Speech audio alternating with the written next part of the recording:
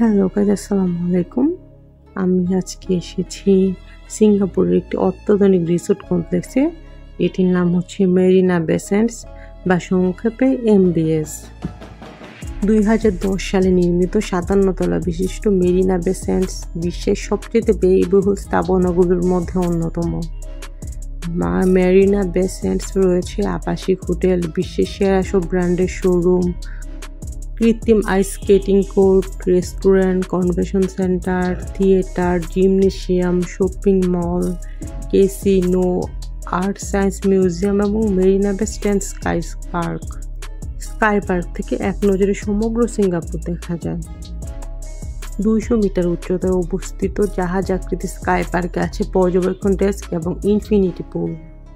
যে কোনো দর্শনার্থী স্কাই পার্কের পর্যবেক্ষণ ডেকে গিয়ে সিঙ্গাপুর শহর দেখতে পারলেও কেবলমাত্র এখানে আগত হোটেলের অতিথিরা ইনফিনিটি পুল ব্যবহার করতে পারেন।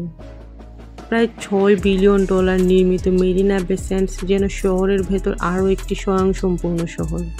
মেরিনা বে স্যান্ডস থেকে রাতে সিঙ্গাপুর দেখতে খুবই অসাধারণ লাগে। প্রতি বছর শুধুমাত্র ইনফিনিটি পুলে সাঁতার কাটার জন্য অসংখ্য পর্যটক মেরিনা বে স্যান্ডসে আসে। এখানে এক রাতের জন্য সর্বনিম্ন রুম ভাড়া $450 বেশি। আবার বুকিংয়ের তারিখ অনুযায়ী রুমের ভাড়া পরিবর্তিত হয়। আমার মনে হয় সিঙ্গাপুরের সবচেয়ে দর্শনীয় ও আকর্ষণীয় স্থান হলো এই মেরিনা বে স্যান্ডস। তো কথা হচ্ছে, আপনারা যদি মেরিনা বে দেখতে চান কীভাবে যাবেন? প্রথমে চলে যেতে হবে আপনাদেরকে সিঙ্গাপুরে। তো আমি তো বাংলাদেশ থেকে গিয়েছি। তো আপনারা যদি যেতে চান, ঢাকা থেকে সরাসরি সিঙ্গাপুরগামী ফ্লাইট রয়েছে। বিমান বাংলাদেশ, মালিন্দো এয়ার, জেট এয়ারওয়েজ এবং মালয়েশিয়াম এয়ারলাইন্স সহ বেশ কিছু বিমান সংস্থার মাধ্যমে আপনারা সিঙ্গাপুর যেতে পারবেন। এয়ারলাইন্স ভেদে খরচ 16 থেকে 25 হাজার টাকার মধ্যেই হয়ে যাবে। সিঙ্গাপুর এয়ারপোর্ট থেকে বিভিন্নভাবে আপনি যেতে পারবেন, মানে MRTতে করেও যেতে পারবেন। মেট্রো রেলের মাধ্যমে ভ্রমণ করলে খরচ কম এবং স্বাচ্ছন্দ্যে পৌঁছানো যায়। চাইলে এয়ারপোর্ট থেকে মেট্রো রেলে চেপে আপনি মেরিনা স্যান্ডসে যেতে পারেন। এছাড়াও সমগ্র সিঙ্গাপুর জুড়ে রয়েছে অসংখ্য বাস সার্ভিস। বাস বা MRT সার্ভিস ব্যবহার করে সহজেই আপনি আপনার পছন্দ মতো গন্তব্যে পৌঁছে যেতে পারবেন। ট্যাক্সিতে উঠলে মিনিমাম $10 খরচ হয়ে যাবে। তাই ট্যাক্সির বিকল্প হিসেবে গ্র্যাব ব্যবহার করতে পারেন, এতে কিছুটা খরচ বাঁচবে। আমরাও গ্র্যাব ইউজ করেছি। গ্র্যাব বাংলাদেশ থেকে আপনি ইনস্টল করে নিয়ে যেতে পারেন, তাহলেই ওখানে গিয়েই আপনি ইউজ করতে পারবেন। তো তারপর আসে আপনারা কীভাবে সিঙ্গাপুরের ভিসা প্রসেস করবেন। ঢাকা সিঙ্গাপুরের কনসুলেট থাকলেও সেখান থেকে সিঙ্গাপুরের ভিসা আসলে প্রদান করা হয় না।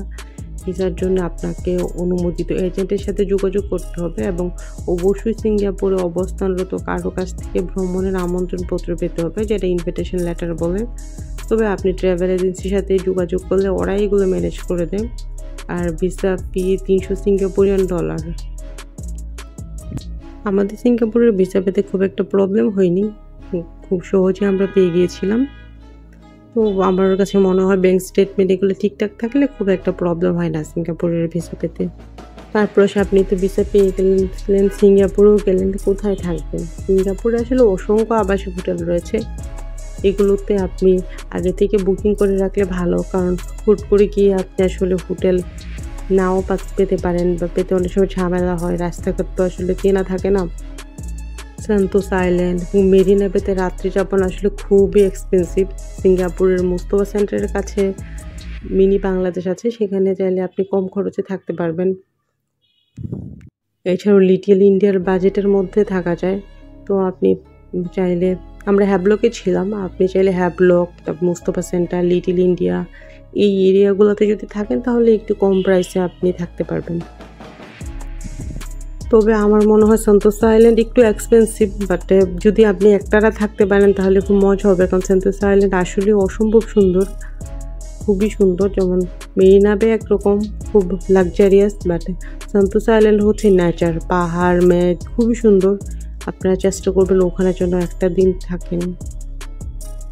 সিঙ্গাপুর তো সবাই জানে খুব এক্সপেন্সিভ সিটি, তো এখানে খাওয়া নিয়েও মাঝে মাঝে ঝামেলা পড়তে হয়। আপনি যদি সবসময় খুব এক্সপেন্সিভ হোটেলে খান বা বড় রেস্টুরেন্টে খেতে চান তাহলে আসলে খুব খরচ পড়ে যাবে। তো ওখানে কিন্তু সুলভ মূল্য কিছু হকার সেন্টার এবং ফুড কোর্ট আছে, ওখান থেকে যদি আপনি খান তাহলে কম মূল্যে খেতে পারবেন। সিঙ্গাপুরের আকর্ষণের তালিকায় শীর্ষে রয়েছে স্পেকটা। তবে মেরিনা বের আরেকটি আকর্ষণ তো স্পেকটা যে light show and music show হয় সেটা অসম্ভব সুন্দর। এটা মেরিনা বে সেন্টের নিচে রেলিং দেওয়া জায়গা আছে, ওই জায়গাটাতে হয়, খুবই সুন্দর। ওইটা 15 মিনিট ধরে হয়। তো আমার মনে হয় যারা সিঙ্গাপুরে যান অবশ্যই চেষ্টা করবেন এই লাইট শোটা দেখার জন্যে। এই মেরিনা বে হোটেল এবং এই লাইট শোটা খুবই সুন্দর। এই শোটা দুইবার হয়, 7:30-এর দিকে একবার হয়, আর একবার রাত 8টায় হয়। 7:30-এ হয়, 15 মিনিট হয়ে বন্ধ হয়ে যায়, তারপর রাতে 8টার দিকে আবার হয়। আর আপনারা যদি এই লাইট শোটা দেখতে যান তাহলে মেরিলিয়ন পার্কের অপোজিটে থাকবেন, কারণ মেরিলিয়ন পার্ক থেকে দেখলে কম দেখা যায়।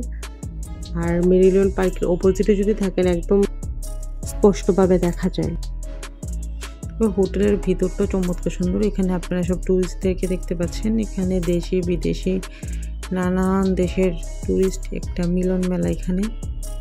তবে আমি সাথে টুরিস্ট দেখি আর এখানে আভিজাত্য দেখে চোখ একদম ঝলমল করতে থাকে।